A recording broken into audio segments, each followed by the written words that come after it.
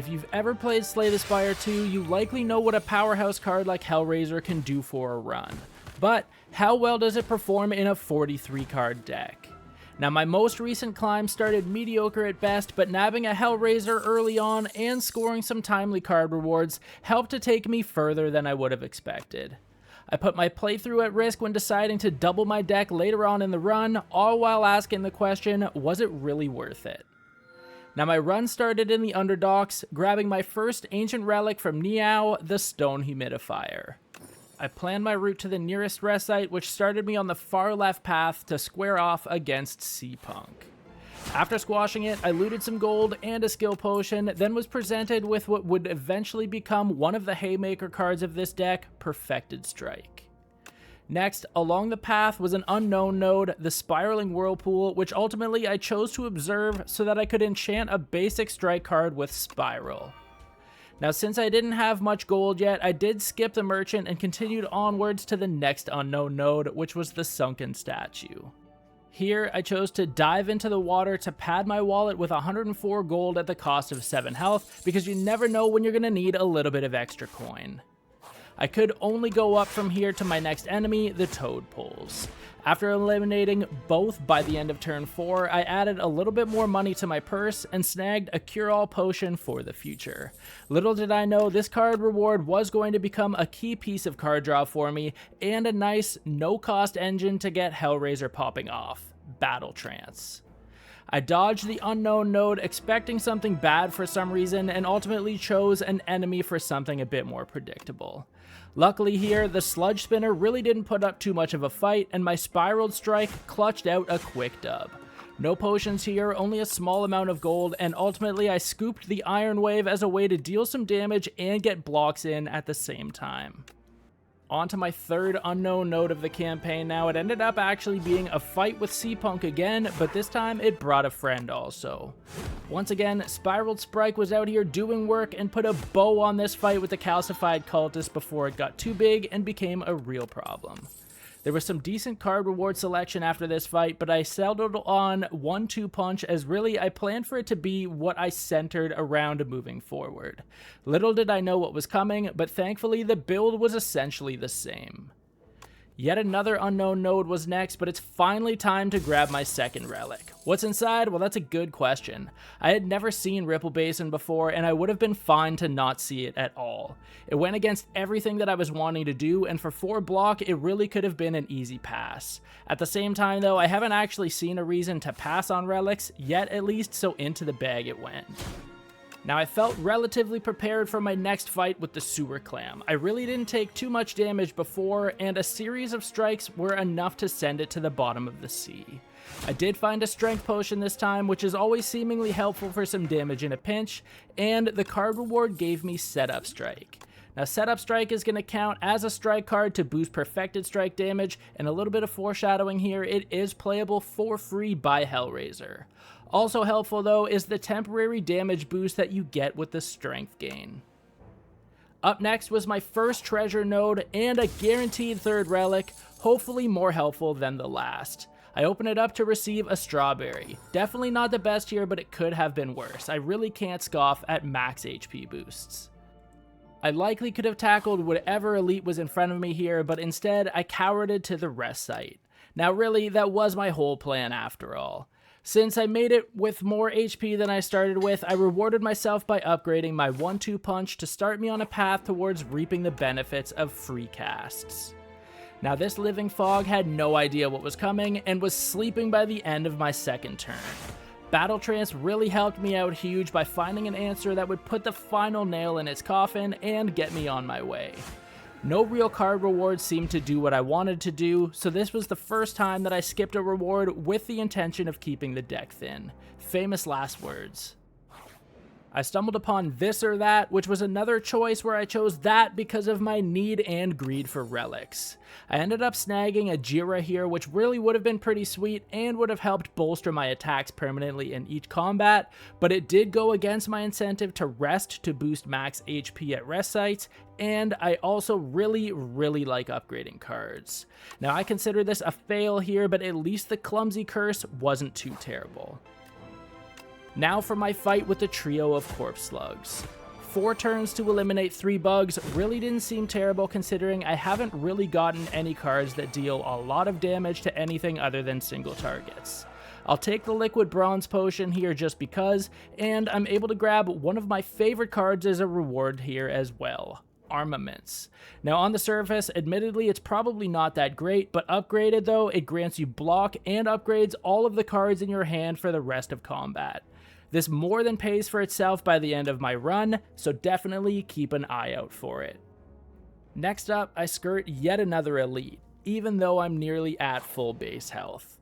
Will this unknown node be worth it? Turns out it's a merchant and I have nearly 400 gold that I haven't actually been able to touch yet, so the answer is a resounding yes. Now this stop allowed me to snag the Candelabra relic and remove that clumsy curse card from the this or that event a little earlier. Now there's one last rest stop to make sure that I'm in the best possible spot to fight the Act 1 boss. I felt confident enough while essentially at full base HP that I chose to upgrade armaments to get its benefits online sooner rather than later. Very soon, all of my cards will be that much more efficient, all thanks to this bad boy. My fight with the big bad soulfish wasn't really all that terrible. Getting the chance to use upgraded armaments turn 1 proved to be an instant payoff from that previous rest site. The rest of my first turn was basically sequencing a setup strike into the spiraled strike to deal as much damage as possible before the fish ended up bogging me down with its horrible status cards. Now I knew I wasn't killing him turn 2, so I decided to try and block as much damage of its big swing as possible. Now I'm not sure what I wanted Battle Trance to find, but it was free and I still got in some chip damage. Turn 3 definitely felt better with a perfected strike connection, and the ability to play the beckon card meant that I took 13 damage instead of 14 by the end of the fish's turn. Turn 4, I used Battle Trance to try and get a combo going with Perfected Strike, but a 1-2 punch and 4 or 5 strikes was going to have to do instead. Now turn 5 definitely sucked as there weren't really any attacks that I would be able to deal more than 1 damage, so I felt like it was time to turtle here before dealing what damage I could as it unleashed more status cards. The vulnerable stacks that I applied in turn 6 definitely helped to get me quite a bit more damage through than I would have otherwise in turn 7, but that didn't make the boss turn hurt any less. By turn 8, I was really hoping for my Spiral Strike, but I did have 1-2 punch and Perfected Strike in hand, so this definitely wasn't going to be a wash. In hindsight though, I didn't actually realize how little damage I needed to do here to kill the fish. Following the fight, I looted a chunk of gold and was faced with the ultimate decision. Where do I take this run? Any of these powers were definitely good enough to build around, but I had already had the foundation in place for Hellraiser, so HR, come to Papa. I started Act 2 in the Hive visiting Teskatara for my second ancient relic, where ultimately I chose Hot Cocoa because when paired with Candelabra, that much additional energy in the first 2 turns for all future combat seemed way too good to pass up. It was off to my first fight in the new act, and I squared off against a trio of Exoskeleton. Having Hellraiser in hand for the first time, I did misplay Battle Trance, but used armaments to reduce Hellraiser's casting cost, and laid it down early so that it could get to work. And work it did. By the start of turn 4, Hellraiser had removed the entire playing field. All I had to do was collect my rewards. Now I was pretty stoked about Rage since I didn't have a great way to build block currently, and this would be important especially deeper into the run, and Rage really does incentivize you to play those attack cards, which obviously synergize perfectly with what I was trying to do. I ended up meeting the Zen Weaver at the next unknown node where I wanted to try and tighten my deck up a little further. I chose Emotional Awareness and paid 125 gold to remove my highest costed, least relevant attack, Bash. Now my next fight was with the Thieving Hopper, who had actually stolen my Battle Trance and was attempting to flee. This fight was definitely a bit of a slog, but with a combination of Hellraiser and Iron Wave, I wrapped things up just in the nick of time. I gathered some gold, skipped the exhaust-based Ashwater Potion, for no real reason honestly. I did recollect my stolen Battle Trance card, and I was also greeted by a Twin Strike in the card rewards. Now obviously here, this is another strike-specific card, which I happily took with me because it's going to again boost Perfected Strike, and it's also yet another Hellraiser-friendly card. I headed off down the path that would lead me to my next rest site, but that wasn't without a few events in the way first. The fight with Lao's progenitor knocked me down a few pegs, but with Hellraiser's help, I was able to land a perfected strike killing blow to get out of there with a good chunk of HP intact. Now there really wasn't anything exciting here for card rewards, so I chose to skip to prevent cluttering my deck even further. I felt safe somewhat knowing that the next node was an unknown node, but really I shouldn't have. For some reason, I seem to struggle mightily with this Hunter Killer, since his debuff is seriously amplified by how I personally like to play. Now, he ended up beating me to a pulp, and although I came away from this victorious, I only grabbed the Fortifier Potion, which, to be fair, does help me a lot later, but there were just no card rewards here that piqued my interest. Instant skip. Now, I still had one more fight standing in my way of the next rest site, and let me tell you, when I dropped in, I was not feeling great about seeing 3 enemies while I was at such low HP, especially knowing that these guys can hit hard and they debuff. As luck would have it though, I had Hellraiser laid down in turn 1, which obviously really helped me clean things up, as long as I could find answers to keep the rock bullbug stunned, and somehow I did. Just like last time, there was really nothing exciting here as a card reward option, so I just skipped it again. But the deeper that I was going, the less confident I was definitely starting to feel, as my deck, with the exception of the odd card, was primarily full of basic strikes and weaker attack cards. I used the rest site as a nice place to reset, earning an additional 5 max HP thanks to that stone humidifier ancient relic from Act 1, and I was really stoked that the next node was a treasure. I ended up finding a lantern, another energy-based relic that grants me yet one more energy during the first turn of each combat, but we don't say no to energy around here. Even though, if all went well, Hellraiser was casting the majority of the deck for free. Even more exciting than a treasure node after a rest site is a rest site after a treasure node. I rested again here, which really boosted my current and max HP and my own personal confidence, so much so that I felt I was ready to take on an elite. Of course, this elite fight just happened to be the Decimillipede. Honestly, I wasn't really sure how to feel about this one. I knew that relying on Hellraiser to pull me through was still the ultimate goal, but since I actually couldn't focus these attacks, and killing each part of this creature's body too far apart from the others will allow it to regenerate, I really just was not sure how this fight was going to turn out. One thing's for sure though, I was definitely prepared for a slog. The first few turns here, I tried to spread some of the damage around on my own until Hellraiser made its way onto the battlefield by turn 4. Then I just let Jesus take the wheel, and for the most part it ended up being a solid turn, but by the end of it there was definitely a decent amount of damage still owing to the head of this beast, while its stomach and rear were only a turn away from regrowing. Hellraiser did narrow in though and drew some heat to eliminate it before that ever came to fruition, and likely saved me quite a bit of unnecessary damage here. There were some notable rewards here, as I did pick up the Bronze Scales Relic, which at first glance I wrote off, but it actually seriously helps later on, and also just as I'm feeling I need more card draw, I conveniently am rewarded with Pommel Strike. Again, this is a card that both has card draw, but more importantly is a strike card. Let's go! Immediately after the elite fight, I get yet another chance for a pit stop at a rest site to fill my gas tank. I rest once again to fill my max HP, and this time I come out completely healed and 22 points over base game HP. I will take that. Now this sets me up perfectly to head into yet another elite fight. This time it's the Infested Prism. Now I was honestly super stoked because I primarily play attacks in this deck, otherwise I would be taking increased damage for each skill that I played per turn. But really, I got off to a solid start even without the help of Hellraiser, and laid down some solid damage while mitigating at least some of the damage coming through. Turn 2 was much of the same, and Hellraiser was leaving me out to dry. It did end up in my hand in turn 3, but really it kind of felt too late to play here, and I thought chipping damage made more sense. Was I wrong? It wouldn't actually make much of a difference, as I was able to draw enough damage in the next turn to eliminate the prism on my own. Now I haven't had to do that since very early Act 1, so honestly it felt a little weird. I grabbed a Clarity Extract potion here, which does add some versatility in a pinch, and Demon Tongue, which is actually sneaky good in a particular fight. It literally probably saved this run, and then also I am treated to an upgraded Pommel Strike card reward. Another card draw, another strike card, but upgraded for additional damage and an extra card draw? Check, check, check, check. Next up is the Symbiote event, where ultimately I choose to kill it with fire to transform a card.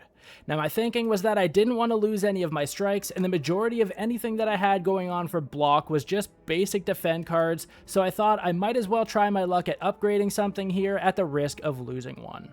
How did I do? Well, I ended up churning out a Whirlwind. Not necessarily what I was hoping for here, but it seemed like a great way to deal some damage to multiple targets versus my single target focus build thus far. Pair that with my excess energy in early combat rounds, this, played with 1-2 punch, which I bet you all forgot about, I'm pretty sure this actually single-handedly wins me a fight or two later on. One more rest site to top up current and max HP once more before the Act 2 boss fight, and I'm feeling pretty good for my fight with the Insatiable. As I drop in, I do panic a little by not seeing Hellraiser in my opening hand. Hope is not lost though, since the boss isn't attacking and I do have more than enough energy to play out all of the attacks in my hand in this first turn. But it's imperative in this fight that I continue to deal damage to kill it before it kills me or before the quicksand consumes me. It's a battle against the clock. Who's going to win? Now I should have drank the Clarity Extract potion at the start of turn to draw while I still had some energy, but at least at the end of turn it's going to ensure that I have additional draw in future turns. On the boss's turn, I am flooded with Frantic Escape status cards, which really aren't the end of the world because they're really my only way to escape the impending doom of the quicksand, so long as I have the energy to play them. Luckily here, Hellraiser is drawn turn 2, which means free casts, and also means that I have energy to play those Frantic Escape cards as we continue on. I do again misplay Battle Trance here, but get Hellraiser online, deal some damage, and move one step further from the sand. As this fight progresses, Hellraiser continues to put on a show so that I really only need to worry about blocking damage and fleeing, and although I do take a fair amount of damage here, the Insatiable is defeated on turn 7. I add another $100 bill to the wallet and then choose the power that can really send this attack-based deck into overdrive, Demon Form. I'm fully restored now after dropping into Glory in Act 3 and meeting with the Serendipity Incarnate. I grab my third Ancient Relic, the Beautiful Bracelet, and choose to enchant 3 basic strikes with Swift 3 to hopefully help fuel Hellraiser even more as we go along. Now my first Act 3 fight is against 3 Scroll of Bitings. Let me say, I am very glad that this fight was over relatively quickly, as the longer this one would have progressed, the more they would have reduced my max HP. I am able to drop a turn 2 Hellraiser, then successfully play Battle Trance to start fueling Hellraiser. As luck would have it, Hellraiser draws the strikes that I had actually just enchanted with Swift 3, which invites even more card draw and ultimately draws enough damage to wipe the board by the time I can even press end turn. I grab a block potion, which is obviously always helpful in attack-based decks, but there really aren't any card rewards that's going to add to my synergy here, so I move on up the Spire. I then am faced with the decision at the Reflections event very early in Act 3 that could jeopardize everything that I have worked so hard to build for the rest of the game. I could either downgrade 2 random cards and upgrade 4 random cards, or duplicate the deck and receive the Bad Luck Curse card. In an attempt to somehow maintain some control of this deck, I possibly surrender it entirely by choosing Shatter. Duplicate the deck and receive Bad Luck. Obviously, deck thinning is huge in Slay the Spire 2 so that you're narrowly focused and ultra efficient. However, with this choice, I looked at it again as more fuel for Hellraiser, 2 Hellraisers, and also ways to boost perfected strikes, even though that's been slowly less relevant as time has gone on. Now there's obvious major downsides though. I need to draw Hellraiser, and I really didn't necessarily make that easier with this choice. Not to mention, the Bad Luck Curse deals a large amount of damage if it remains in your hand, it's unplayable, and you can't remove or transform it. This is obviously an uphill battle now, and I may have just sunk everything. But did I?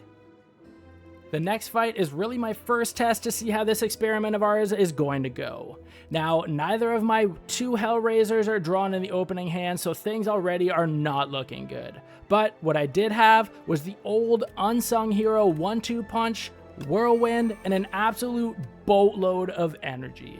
I was able to drop 1-2 punch for 1 energy, then played Whirlwind for 7 to damage both enemies for 35 damage each, but twice.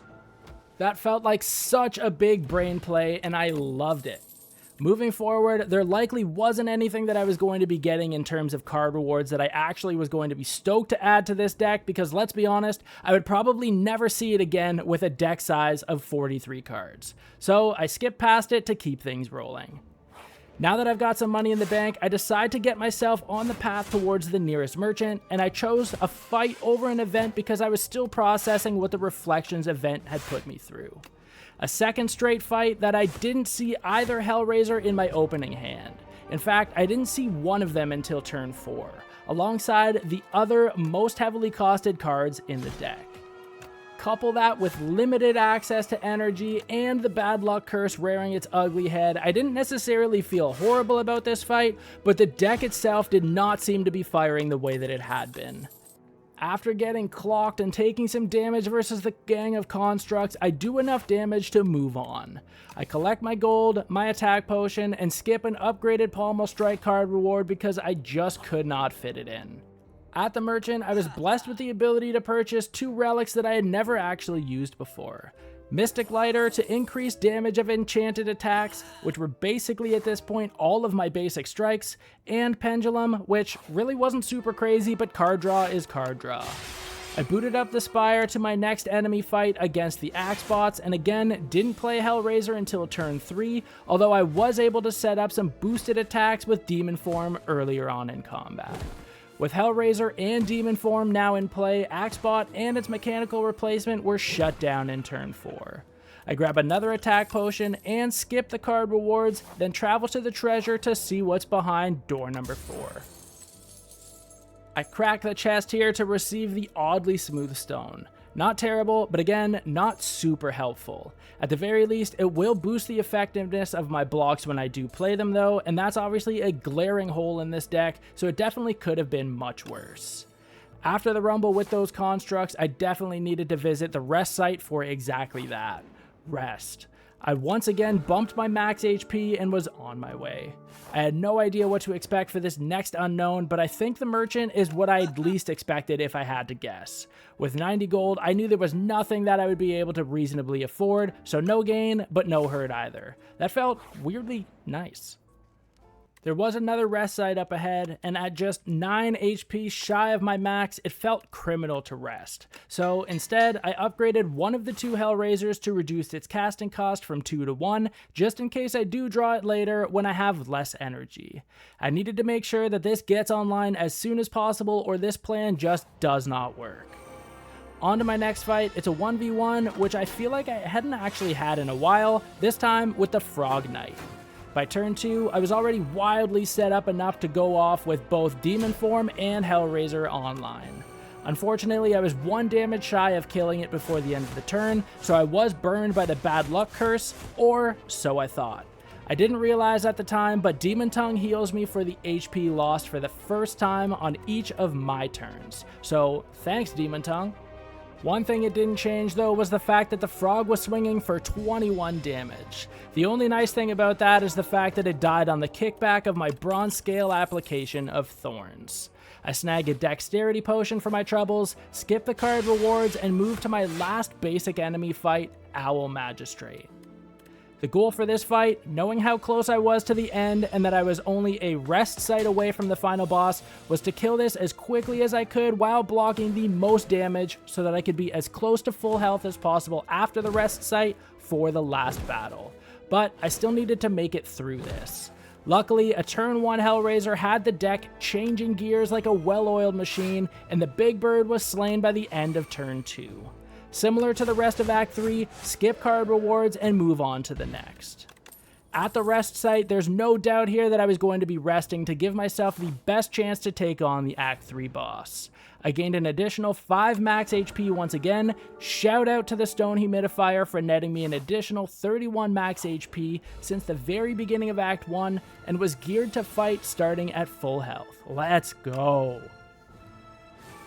I dropped into the fight of my life with Aeon Glass, and although I didn't start with an opening hand Hellraiser, I did get Demon Form online first thing. Obviously, it's an expensive card, so I was quite pleased to see this in my first draw when I had 8 energy available to me, as I knew it would buff any attack that I did in following turns. I cast Rage for some blocks here, 1-2 punch to set up the double setup strike, and prepare to defend whatever else I can on the first huge hit. And it's Wither status card. Still, no Hellraiser on turn 2, but weirdly my second demon form. It still costs 3 to cast, but again, I do have more energy than normal thanks to Candelabra, which goes away after this turn, so perfect timing. Now, all the attacks in turn 3 and onwards are bumped by 4 damage. Sadly though, I also drew the Bad Luck Curse card, which I didn't want to see, but again, I forgot Demon Tongue will save me from that damage. Even after Battle Trance, no Hellraiser, so I gear up to absorb as much of his double attack as I can. Turn 3, still no Hellraiser, but thankfully I have a chance to draw it with Pommel Strike, and wouldn't you know, I do. Now it's the more expensive one, which means I can only cast that this turn and pass, but without Hellraiser online, this run falls apart, so I needed to go for broke. Thankfully, this was a status card and buff turn for him anyways. Like Fireworks, Hellraiser gets to work immediately on the next turn, and I'm able to play 1-2 punch and cast Iron Wave twice for essentially 4 casts of damage and blocks, which is certainly going to help against the incoming 29 damage. Next turn, I draw into my second, cheaper Hellraiser, but I realize that I don't actually know if Hellraiser stacks or cancels out. I decide against casting it in favor of using that energy elsewhere, but I hope ultimately that this decision isn't what makes or breaks the rest of this fight. Battle Trance once again fuels the flames for Hellraiser, but I do start my turn within about 2 enemy attacks from death. Now, it didn't feel possible to be able to get 174 damage in this turn, but I hadn't actually realized how much my strength had buffed until I saw what the individual attacks were hitting for. Hellraiser continued pulling strike after strike off the top of the deck, and I was able to cast a free Battle Trance once more for good measure to ultimately put the Aeon Glass Act 3 boss away by the end of turn 6. Now, I gotta admit, after doubling my deck and it feeling very disjointed afterwards in basic enemy fights, I grew more concerned that I had actually thrown it all away. But, like you just saw, Hellraiser was still able to carry this bloated deck mess into my first victory in version 107. Click the video on screen now to see what happens in the next episode of One More Run.